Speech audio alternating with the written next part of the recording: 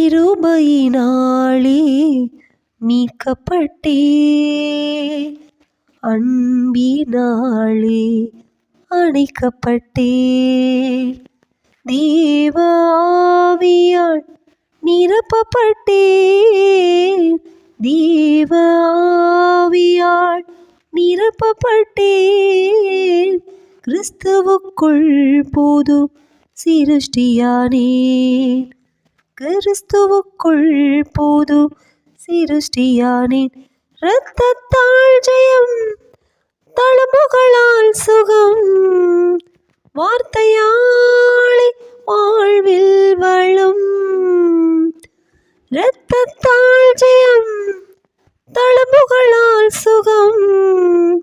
வார்த்தையாலே வாழ்வில் வளம்,